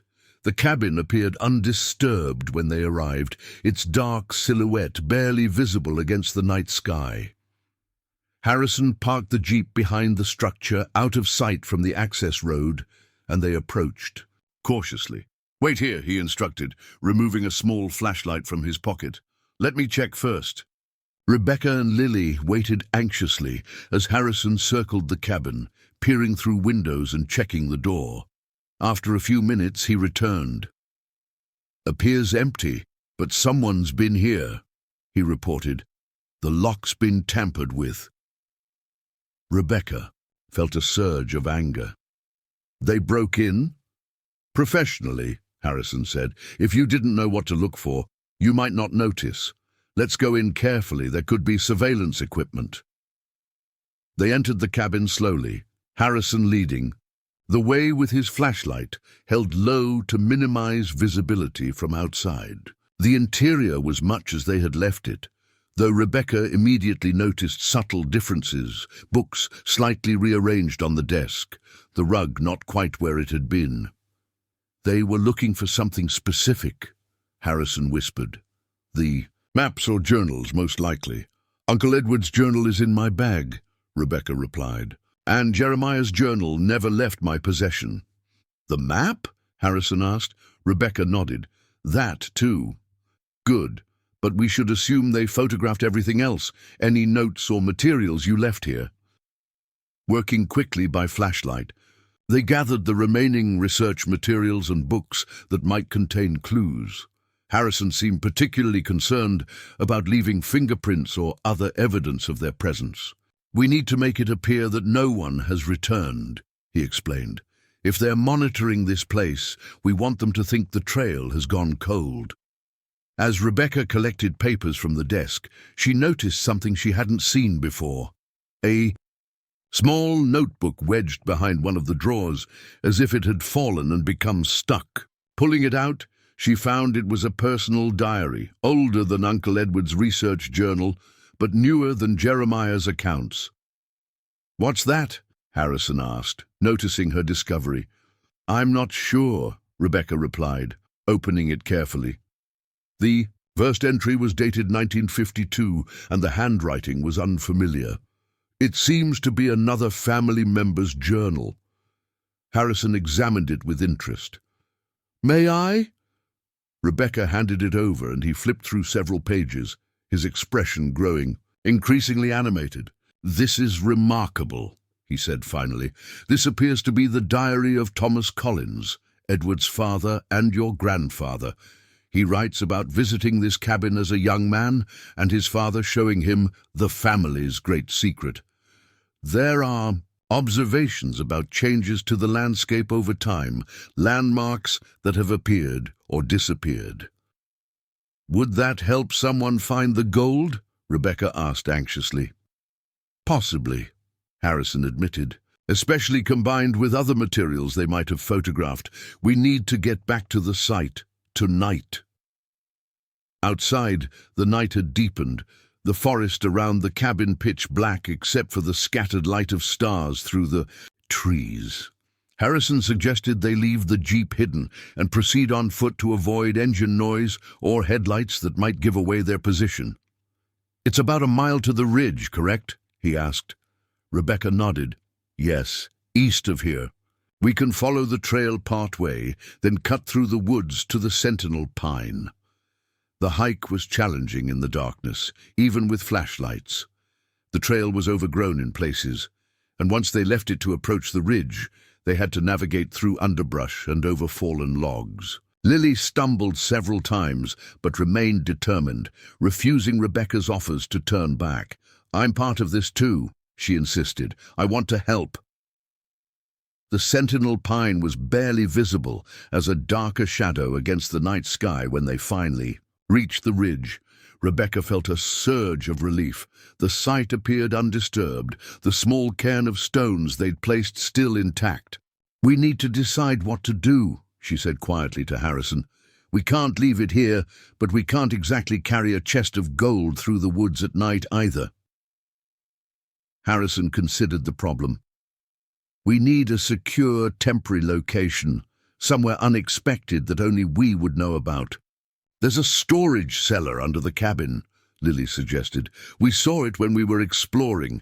The entrance is hidden under a rug in the bedroom." "Perfect," Harrison nodded approvingly. "But first, let's verify the gold is still here." Working by flashlight, they carefully removed the cairn and began digging. Rebecca's heart pounded as the shovel struck metal. The chest was still there, untouched. The relief she felt was overwhelming. "We need to move quickly," Harrison urged. "The chest is too heavy to carry intact. We'll need to transfer the contents to our bags and backpacks." They worked methodically, opening the canvas sacks and distributing gold coins and currency bundles among their bags. Even divided, the weight was substantial, each bag now heavy with historic wealth. "Leave some behind," Harrison suggested. "Just enough to make it appear the chest is still full. If someone digs it up, we'll bury the chest again as a decoy." The strategy made sense to Rebecca. They left one canvas sack in the chest, reburied it, and reconstructed the cairn to look undisturbed. Then, laden with their precious cargo, they began the difficult journey back to the cabin. The weight of the gold made the return trip even more challenging. They had to stop frequently to rest, and by the time the cabin came back into view, Rebecca's shoulders ached from the strain of her backpack. The cabin still appeared deserted, but Harrison insisted on a careful approach, circling the perimeter before determining it was safe to enter. The hidden cellar Lily had mentioned was accessed through a trapdoor beneath an old rug in the bedroom, a small space with stone walls that felt significantly cooler than the cabin above. "This is perfect," Harrison said, examining the space. With his flashlight, likely used for storing preserves originally, underground, naturally cool, and not obvious to casual searchers. They carefully deposited their bags in the cellar, arranging them behind some empty shelving units that partially concealed the small alcove. Harrison took particular care to ensure the trapdoor showed no signs of recent use when they closed. Even using a small brush to eliminate fingerprints from its handle. Exhausted but relieved, they gathered in the main room of the cabin to assess their situation. It was nearly midnight, and the events of the day had left them all drained. "What happens now?" Lily asked, voicing the question in all their minds. Harrison looked thoughtful. "We've secured the gold temporarily, but we need a more permanent solution, both for the physical assets and for your family's claim to them." "I've been thinking about what you said earlier," Rebecca said slowly, "about honoring our ancestors' intentions. They hid this gold to prevent it from prolonging division and hoped to use it someday for healing and reconstruction." "That's right," Harrison nodded. "Then maybe that's exactly what we should do," Rebecca continued, her mind clarifying as she spoke. "Not just protect it or claim it for ourselves, but use it the way Jeremiah and General Harrison intended, for healing wounds and rebuilding." "What kind of wounds need healing today?" Lily asked, her young face serious in the flashlight's glow. Rebecca glanced at Harrison, who seemed to be following her thinking. "Different ones than in 1865, she said, "but real nonetheless. Educational inequality, economic division, historical reconciliation." "A foundation," Harrison suggested, "as we discussed earlier, but with a specific mission tied to the original intent of the gold's protectors." "The Collins Harrison Foundation," Rebecca said, trying out the name. "Dedicated to educational opportunities, historical truth, and community rebuilding." Harrison smiled. "I think our ancestors would approve." "But what about the people chasing us?" Lily asked pragmatically. "Won't they still want the gold?" "That's where strategy comes in," Harrison replied. "If we establish a legal entity quickly, with proper documentation of provenance and transparent intentions for public benefit, we create a situation where aggressive pursuit becomes problematic for them. Most recovery specialists aren't looking for high-profile confrontations." "And the government?" Rebecca asked. "Edwards' research provides a strong case that this was never official Confederate Treasury gold," Harrison explained. "With proper legal representation, we can establish that this was essentially privatized before the Confederacy's fall. There may be negotiations required, perhaps even the donation of some pieces to museums, but a foundation with a public benefit. Mission would be in a strong position." As they discussed possibilities, Rebecca felt a growing sense of purpose. The gold had come to her at her moment of greatest need. Not just financial need, but a need for direction and meaning after the series of setbacks that had led to her bankruptcy.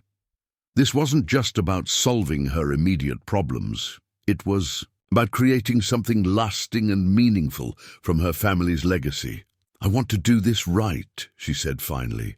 "Not just for us, but for Jeremiah and your ancestor, and for Uncle Edward, who protected this secret for so long." Harrison nodded appreciatively. "That's exactly the perspective that's needed, and I believe I can help, both with the historical authentication and with connections to legal experts who specialize in unusual cases like this." "Can we really pull this off?" Rebecca asked, the enormity of the task ahead suddenly daunting. "It won't be easy," Harrison acknowledged, "but consider what's already been accomplished. Your ancestor protected this secret through the chaos of Reconstruction. Your family maintained ownership of this land for generations despite economic pressures to sell." Edward pieced together the historical truth through decades of painstaking research, "and you found the gold exactly when you needed it most, when hope seemed lost." "Like it was meant to be," Lily said softly. "Perhaps," Harrison smiled. "Or perhaps it's simply that determination and principle tend to create their own kind of luck over time." Outside, the night was beginning to give way to the faintest lightening of the eastern sky. A new day was approaching, one that would bring fresh challenges but also unprecedented opportunities. "We should rest while we can," Harrison suggested. "Tomorrow, we begin the process of transforming a Civil War secret into a modern-day legacy." As they prepared makeshift sleeping arrangements in the cabin, Rebecca found herself drawn to the window, looking out at the silhouettes of the ancient mountains surrounding them. These same peaks had witnessed the chaos of the Civil War, had stood silent guard over Jeremiah's secret, had watched generations of her family come and go. Now they were witnessing another chapter in the story, one that she was writing. For the first time since her world had collapsed into bankruptcy and uncertainty, Rebecca felt the stirrings of genuine hope.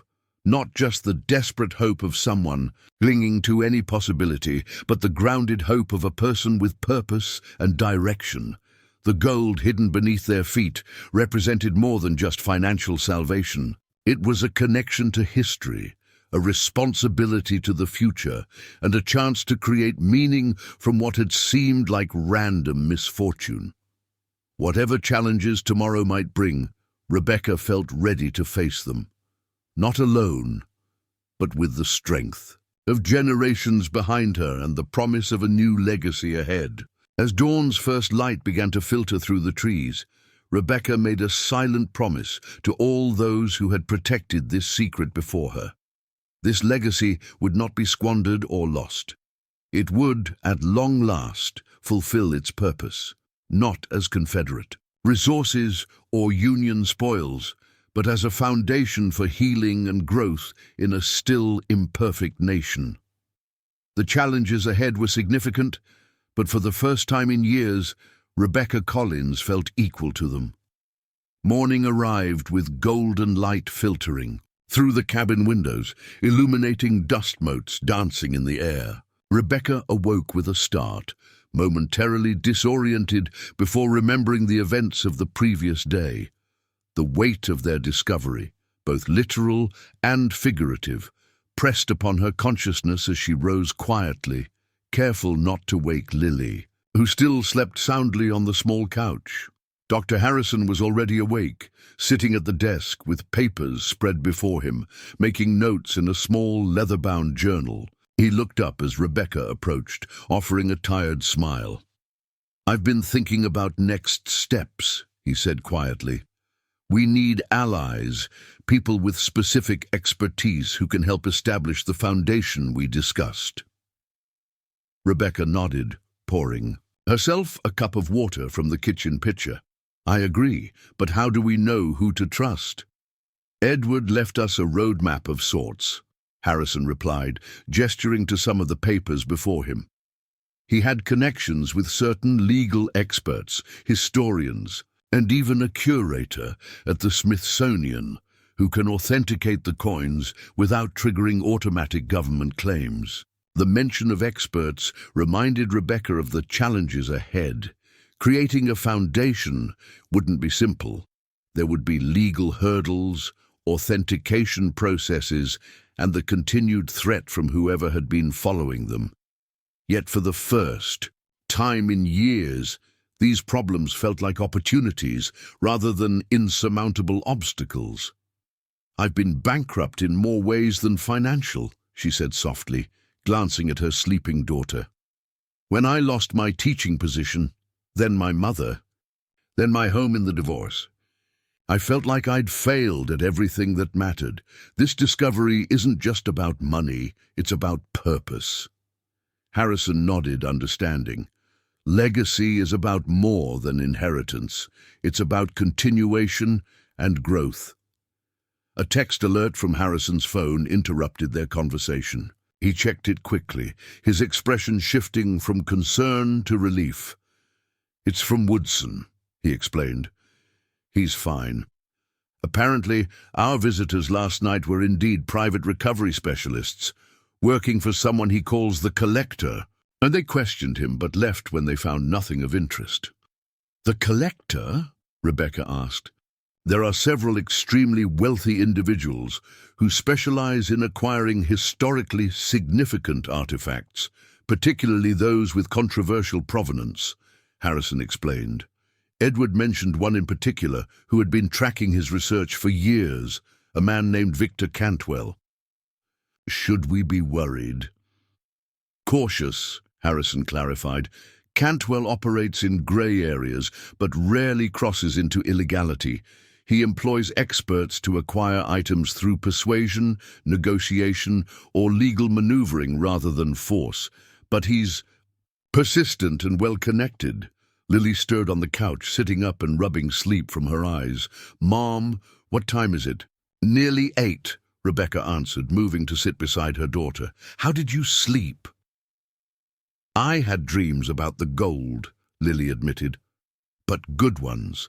I dreamed we were using it to build a school where kids could learn about real history, not just the stuff in textbooks." Rebecca exchanged a glance with Harrison, who smiled approvingly. "That's not far from what we were just discussing," she told Lily, "using this discovery to create something meaningful." They spent the morning outlining their plan. Harrison had contacts at several universities and historical societies who could help authenticate the discovery without immediately triggering government intervention. Rebecca's bankruptcy, ironically, provided a potential advantage. With no assets to her name, she had little to lose from potential legal challenges.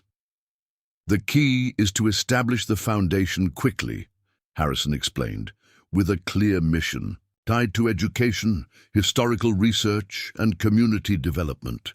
Once that's in place, any attempts to claim the gold would be fighting against a public benefit organization, not just an individual." "And what about the practical aspects?" Rebecca asked. "We can't keep the gold hidden in a cellar forever." "I have a colleague who specializes in artifact preservation," Harrison replied. "Once we've documented everything properly, we can move it to secure storage, likely a bank vault initially.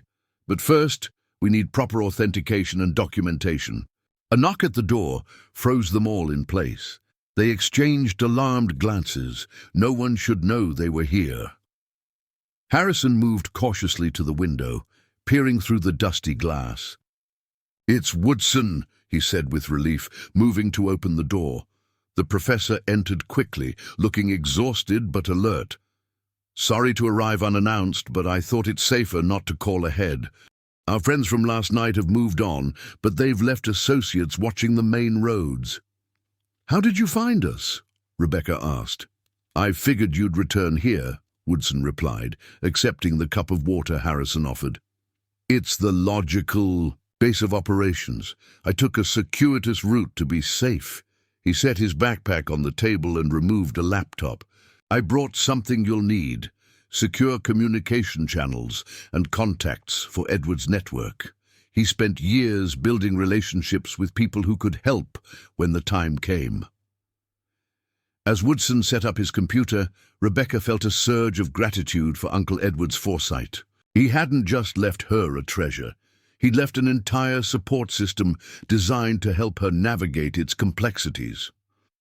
"First things first," Woodson said, opening a secure messaging platform. "We need legal representation, specifically someone who specializes in historical artifact claims and foundation establishment." He sent a message to a contact listed simply as EJ. Within minutes, a response appeared. "Send authentication photos via secure channel. We'll prepare preliminary. Paperwork need 48 hours. Elizabeth Jennings, Woodson explained, former Justice Department attorney who now specializes in cultural heritage cases. She and Edward corresponded for years about the theoretical legal status of the gold. "Can we trust her?" Rebecca asked. "Edward did," Woodson replied simply. "And in my experience, his judgment of character was excellent."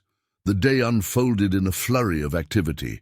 Under Harrison and Woodson's guidance, they carefully photographed samples of the gold coins and currency, documented the journals and historical papers, and prepared secure messages to key contacts in Edward's network.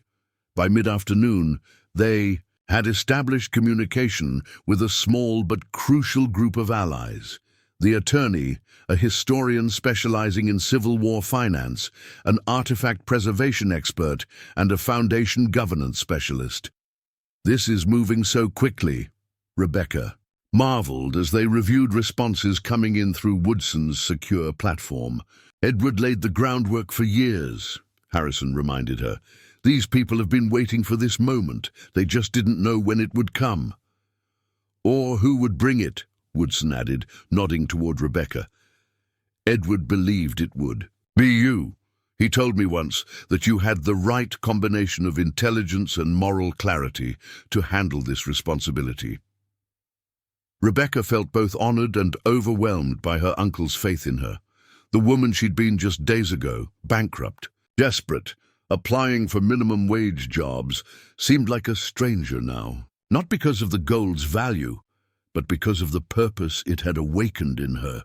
As evening approached, they finalized their immediate plans. The attorney had arranged for a private authentication expert to meet them the following day at a secure location. After documentation, they would begin the process of establishing the Collins-Harrison Foundation, with a mission statement honoring both families' legacies. "We should move the gold tonight," Harrison suggested. "Now that we have a secure destination arranged, keeping it here seems unnecessarily risky." The private vault Elizabeth Jennings had arranged was in a discreet facility in Richmond, about 3 hours' drive from the cabin. They would need to transport the gold there without attracting attention, a daunting task given its weight and value. "We'll need to split up," Woodson suggested. "Multiple vehicles, different routes, less conspicuous than moving everything together." The logistics were complex but manageable. They divided the gold and documentation between 3 backpacks, each to be transported separately. Harrison would take one portion directly to Richmond in Woodson's Jeep. Woodson would take another portion via a more circuitous route, using back roads and an overnight stop at a colleague's home. Rebecca and Lily would transport the third portion, along with the original journals, in Rebecca's Honda, their vehicle being the least likely to attract attention. "We'll reconvene tomorrow afternoon at the address Elizabeth provided," Harrison confirmed as they finished their preparations. "By then, she'll have preliminary foundation documents ready for review." As darkness fell, they prepared to depart. The gold had been carefully distributed, wrapped in clothing, and packed in ordinary-looking backpacks and duffel bags. Rebecca felt the weight of responsibility as she secured her portion in the Honda's trunk, hidden beneath a blanket and some camping gear. Harrison approached as she closed the trunk, his expression serious. "Rebecca, I want you to know that I admire how you're handling this. Many people would be focused solely on the financial implications, but you've immediately grasped the deeper, significance. "I'm a history teacher," she replied with a small smile. "Or I was, anyway. Understanding context comes with the territory." "You'll teach again," Harrison said confidently, "but perhaps in ways you never imagined." They departed. Separately, Harrison leaving first, followed by Woodson 30 minutes later. Rebecca and Lily would wait another hour before setting out, taking the most direct route since their vehicle was least likely to draw attention. As they waited in the darkened cabin, Lily sat beside Rebecca on the small porch, looking up at the star-filled mountain sky. "Mum," she said quietly, "do you think Great-Uncle Edward knew this would happen? That we'd find the gold right when we needed it most?"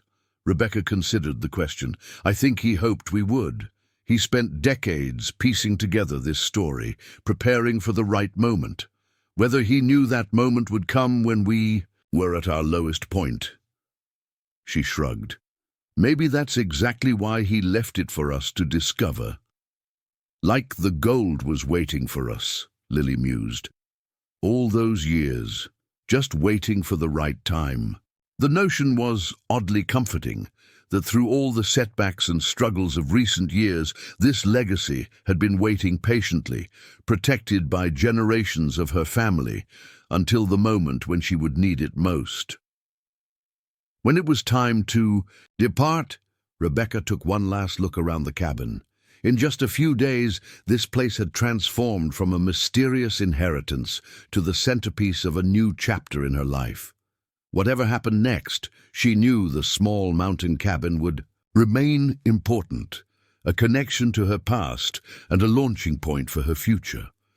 The drive to Richmond was tense, but uneventful. They stuck to main highways, reasoning that a woman and her daughter traveling at night would attract less attention on well-traveled routes than on back roads.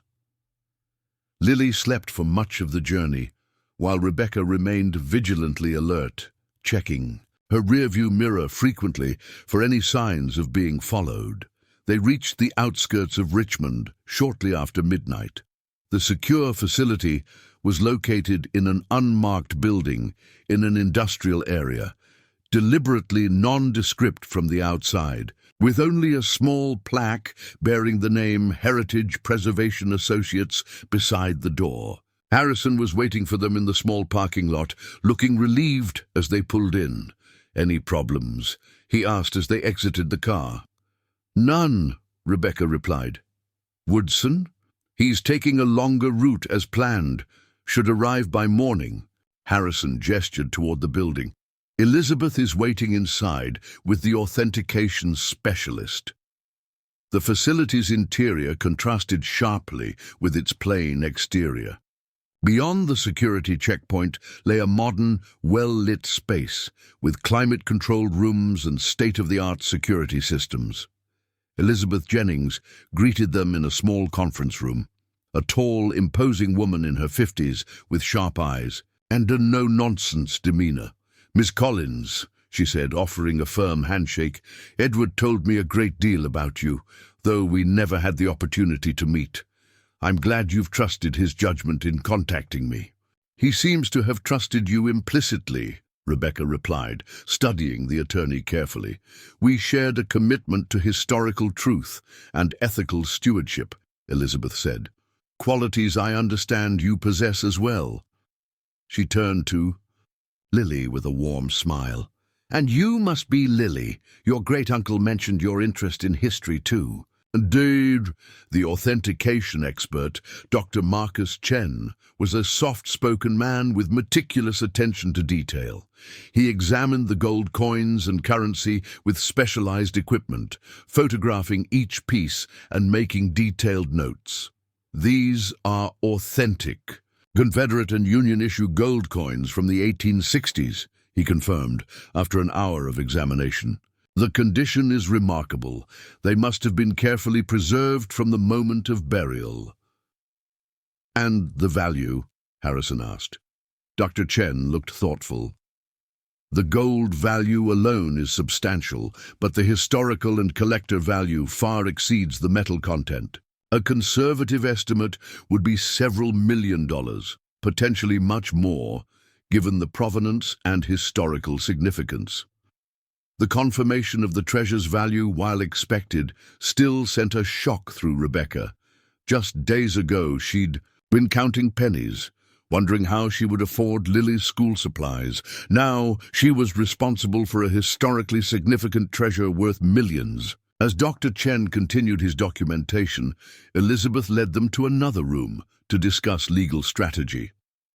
"I've prepared preliminary articles of incorporation for the Collins Harrison Foundation," she explained, displaying documents on a tablet.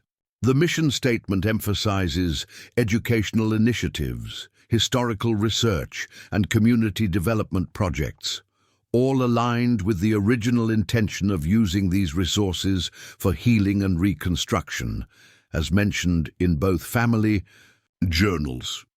The legal structure she proposed was elegant in its simplicity. The foundation would be established as a private operating foundation initially, allowing for greater control while establishing its programs.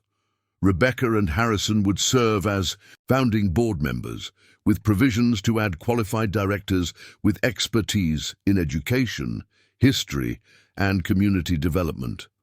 "The foundation structure provides several advantages," Elizabeth continued. "It creates a legal entity separate from your personal assets, establishes clear public benefit intentions, and makes aggressive claims against the gold more difficult to pursue." "What about the Treasury Department?" Harrison asked. "Or other potential claimants?" "We'll need to file certain historical artifact declarations," Elizabeth acknowledged. "But Edward's research provides a strong case that this gold was diverted before becoming official Confederate Treasury property. Combined with continuous family ownership of the land, where it was found for over 150 years, we have a compelling legal position." By dawn, they had completed the initial documentation and secured the gold in the facility's vault. Woodson arrived shortly after, having taken an especially circuitous route to ensure he wasn't followed. "No signs of pursuit," he reported. "I think we've successfully stayed ahead of Cantwell's people, at least for now." They gathered in the conference room, exhausted but exhilarated by their progress. In just 48 hours, they had moved from discovery to the beginnings of a formal foundation.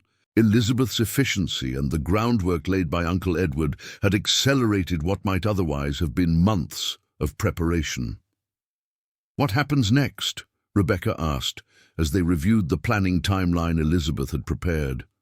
"We file the foundation incorporation papers today," the attorney replied. "The authentication report will be completed by Dr. Chen, and will secure the gold in a more permanent facility by tomorrow.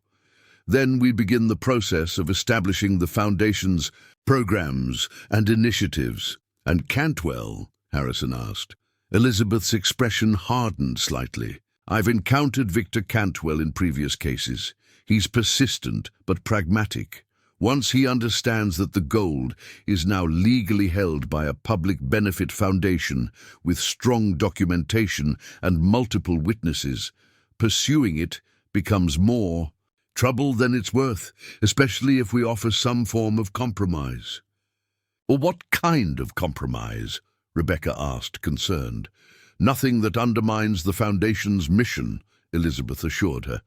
"Perhaps allowing his historians access to study the coins, or agreeing to lend certain pieces for exhibition." "Cantwell values historical significance as much as monetary value. It's his passion for collection that drives him, not just acquisition."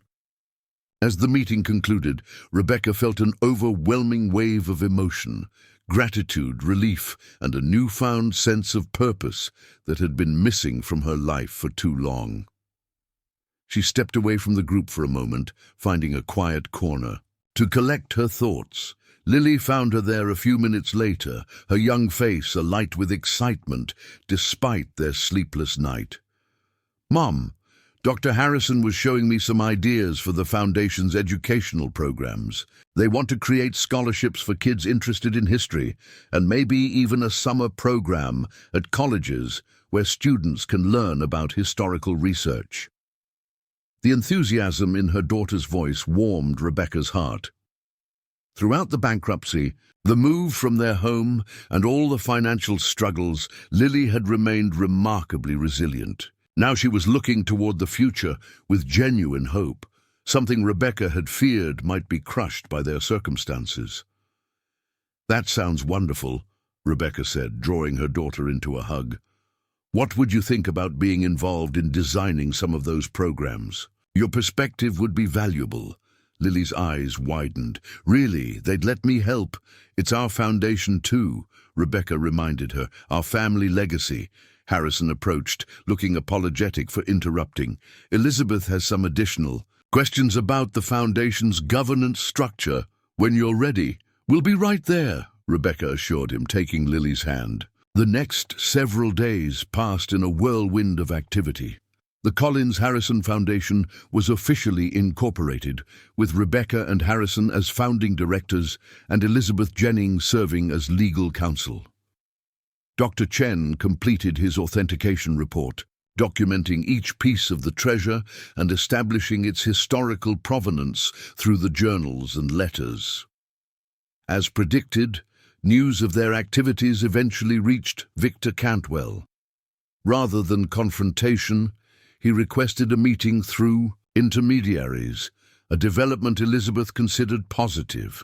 "He's recognizing the legitimacy of the Foundation," she explained. "That's significant progress." The meeting took place at the secure facility, with Elizabeth present to represent the Foundation's interests. Cantwell was not what Rebecca had expected. A distinguished man in his 70s, with an academic's demeanor rather than a collector's acquisitiveness.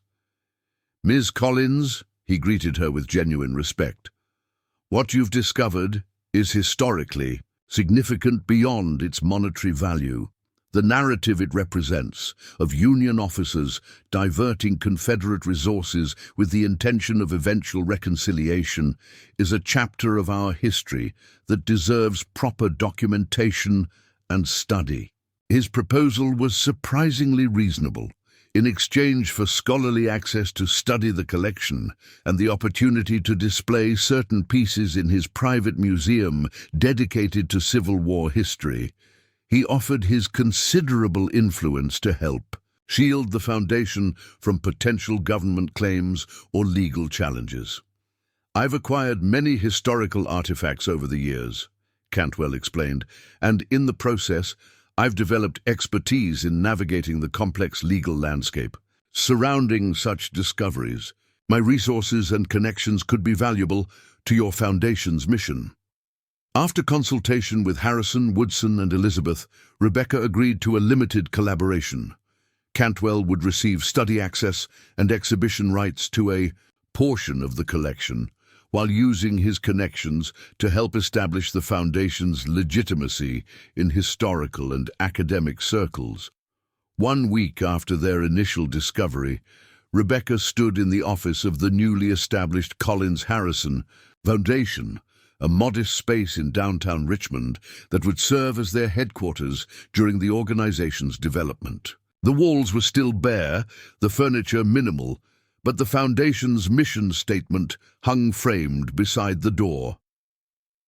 "To honor the intentions of Captain Jeremiah Collins and General William Harrison by using historical resources preserved through generations to promote education, historical understanding, and community development, healing contemporary divisions through knowledge, opportunity, and reconciliation."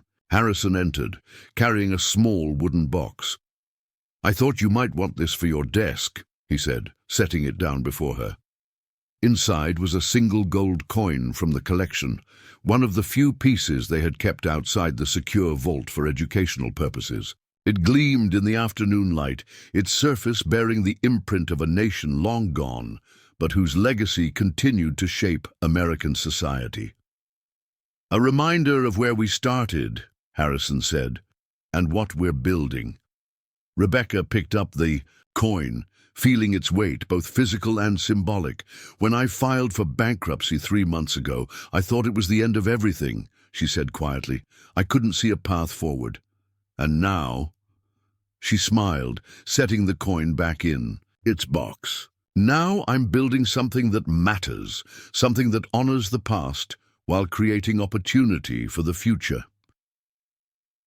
Through the office window, she could see Lily sitting in the small reception area, intently drawing what appeared to be a logo design for the Foundation's educational programs. Her daughter's resilience and creativity continued to amaze her. Qualities that had always been there but now had room to flourish, with the weight of financial desperation lifted from their shoulders. The Foundation's first initiatives were already taking shape. A scholarship program for students pursuing studies in history and education. A community grant program focused on historical preservation in economically disadvantaged areas. A research fellowship supporting new investigations into untold or misrepresented historical narratives. Rebecca's phone chimed with a text message from Elizabeth. Treasury Department contact indicates no intention to challenge Foundation's claim. Cantwell's influence at work already. Another hurdle cleared, another step forward. The path ahead would not be without challenges. Managing a multi-million-dollar foundation was a responsibility Rebecca was still learning to navigate. But for the first time in years, the challenges felt purposeful rather than merely overwhelming. Harrison moved to the window, looking out at the Richmond skyline. I've been thinking about what our ancestors would make of all this. They hid that gold, expecting it would someday help heal a divided nation. I think they'd be pleased with how we're honoring that intention, even if the divisions we're addressing aren't the ones they anticipated. Different wounds, same medicine, Rebecca agreed, joining him at the window. Education, opportunity, understanding. These are still the tools of reconciliation, aren't they? In the coming months, the Collins Harrison Foundation would establish itself as an innovative force in historical education and community development. The story of its unusual origins, a bankrupt teacher discovering Confederate gold in a cabin inherited from an eccentric uncle, would become part of its mystique, drawing attention to its mission and programs. Rebecca would eventually return to teaching, but in a new capacity, leading the Foundation's educational initiatives and developing curriculum materials that brought nuanced historical understanding to schools across the country. The bankruptcy that had once seemed like the end of her career became merely a chapter in a much larger story. Lily thrived in this new environment, her interest in history deepening as she witnessed firsthand how understanding the past could shape the future. The summer program she helped design for middle school students became one of the Foundation's most successful initiatives, inspiring a new generation to approach history with curiosity and critical thinking.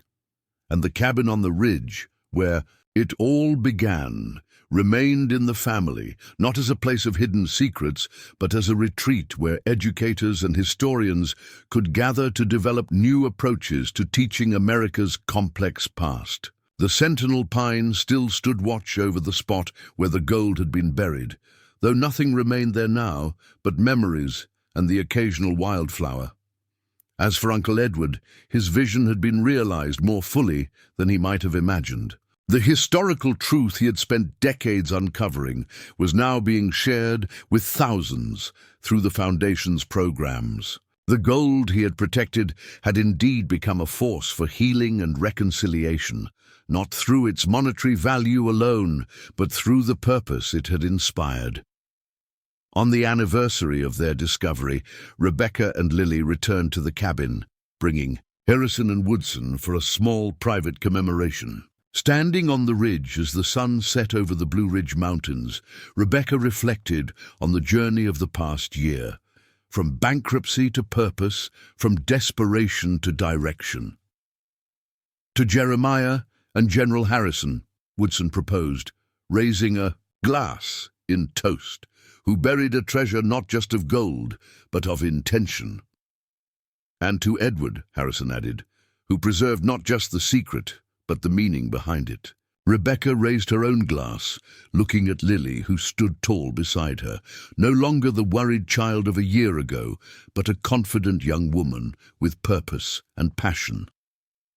And to unexpected inheritances, Rebecca said softly, that change everything, not because of what they are, but because of what they inspire us to become. As darkness fell over the mountains, the small group made their way back to the cabin, carrying not gold, but something more valuable. A legacy not merely inherited, but actively shaped. A story not simply discovered, but consciously continued. The cabin lights glowed warmly against the night, no longer hiding secrets, but illuminating possibilities, guiding them forward into a future built on the best intentions of the past. Up next, you've got 2 more standout stories right on your screen. If this one hit the mark, you won't want to pass these up. Just click and check them out. And don't forget to subscribe and turn on the notification bell so you don't miss any upload from us.